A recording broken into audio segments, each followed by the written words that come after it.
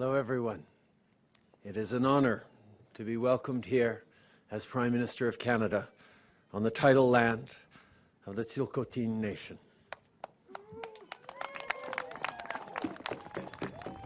I want to thank you all for being here, for welcoming me and Minister Carolyn Bennett to this extraordinarily beautiful place to celebrate, to reflect on the past, and to look with confidence together towards the future. Last spring, I stood in the House of Commons to recognize the actions past governments committed against your people and to express the Government of Canada's profound regret for this injustice. But it was also essential to deliver this important message here, before you, on your land. It is my privilege to be here today to honor the courage and sacrifice shown by the Tsilhqot'in chiefs 154 years ago. Warrior chiefs who were treated and tried as criminals in an era where both the colonial government and the legal process did not respect the inherent rights of the Tsilhqot'in people and the Tsilhqot'in Nation. Long before the arrival of Europeans, the Tsilhqot'in people cared for and protected these homelands. In the spring of 1864, the Tsilhqot'in chiefs led a war party in defense of those homelands. The chiefs were attempting to repel a colonial road crew that wanted to build a road through Tsilhqot'in territory without any legal agreement with the Tsilhqot'in Nation. As settlers came to the land in the rush for gold, no consideration was given to the needs of the Tsilhqot'in people who were there first. No agreement was made to access this land. No consent was sought. And so, the Tsilhqot'in people took action to defend their territory. After convening a council to declare war, they attacked the road crew near Butte Inlet and removed all settlers from their lands before taking refuge in their territory beyond the reach of the colonial militia. Not long after, one of the chiefs of the colonial militia, one of the leaders of the colonial militia, sent the Tsilhqot'in chiefs a sacred gift of tobacco and, with it, an invitation to discuss terms of peace. Head War Chief Tsilhqot'in and his men accepted this truce.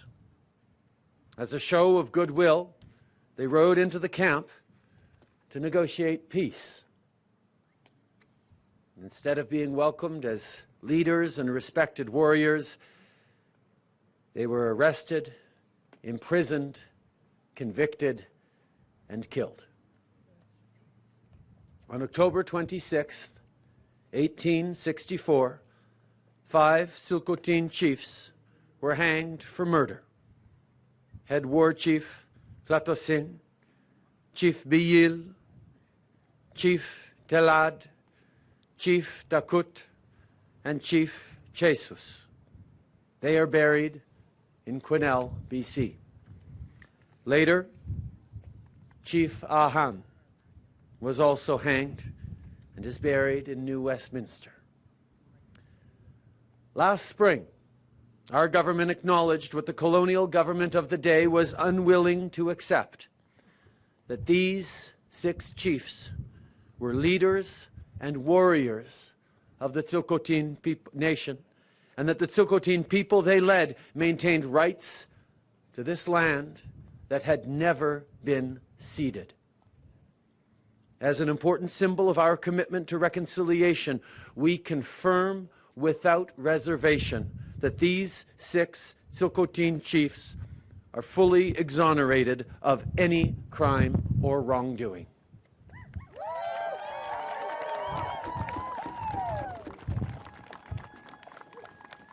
The chiefs acted in accordance with their own laws to defend their territory, their people, and their way of life. They acted as leaders of a proud and independent nation facing a threat from another nation. In the words of Tsilhqot'in. They meant war, not murder. Their capture and arrest by the colonial government demonstrated a profound lack of respect for your people, as did the refusal to recognize Tsilhqot'in as a nation. Those are mistakes that our government profoundly regrets and is determined to set right. The treatment of the Tsilhqot'in chiefs represents a betrayal of trust, an injustice that you have carried for more than 150 years.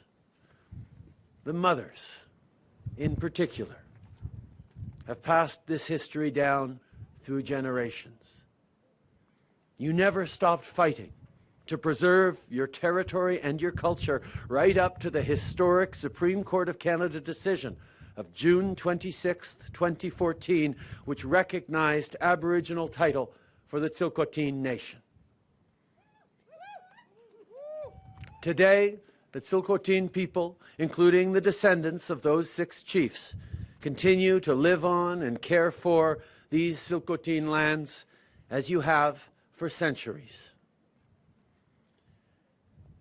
Now, acknowledging and apologizing for past mistakes is an important part of renewing the relationship between Canada and the Tsilhqot'in Nation. But of course, more hard work lies ahead. To begin to heal our relationship, I know you need more than just words from Canada. Words must be backed by action, by an enduring commitment to improve the lives of the Tsilhqot'in people who continue to suffer the legacy of our shared history. To advance a new chapter together, one based on recognition, rights, respect, partnership, and even friendship. Our government is committed to work with the Tsilhqot'in Nation to address an urgent priority, the serious housing and infrastructure needs you face in your communities. But let me be clear. We know that the solutions to these issues you face must come from your communities with our support. You know better than anyone what your communities need and how we can be at best of help. We have seen the vision for the Tsilhqot'in housing investment strategy led by your communities, and it's a vision we are proud to support. This plan includes skill training and work opportunities for your citizens. Our government is committed to working with you to address this critical issue and help transform the lives of Tsilhqot'in families where it matters most, in your homes. Now, I know this is just a start. There is still a lot more work ahead of us. But I want to assure you that Canada is fully committed to recognize the Tsilhqot'in Nation and its rights to governance and self-determination.